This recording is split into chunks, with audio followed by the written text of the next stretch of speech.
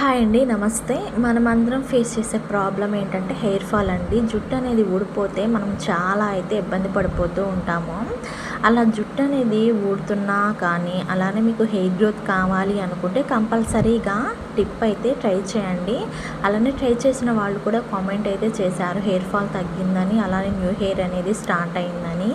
మీరు కూడా కంపల్సరీగా ట్రై చేయండి. ఎందుకంటే నేను చెప్పేటువంటి ప్రతి టిప్ కూడా చాలా మంచి రిజల్ట్ అయితే ఇస్తుందండి. మీకు నమ్మకం ఉన్నా లేకపోయినా ఒకసారి ట్రై చేయండి.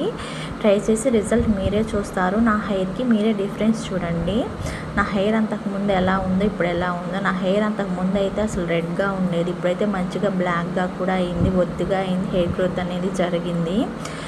ఏంటంటే నేను యూజ్ చేసినటువంటి టిప్స్ మాత్రమేనండి నా హెయిర్ గ్రోత్ అనేది మంచిగా అయితే జరిగిందనమాట. మీరు కూడా వారంలో 2 సార్లు అయితే ఇలాంటి టిప్స్ అయితే ట్రై చేయండి. ఒక మిక్సీ జార్ తీసుకొని నానబెట్టుకున్నటువంటి మెంతులు, అలానే కరివేపాకు, మందార పూలు, మందార ఆకు, పెరుగు అయితే యాడ్ చేసుకోవాలి.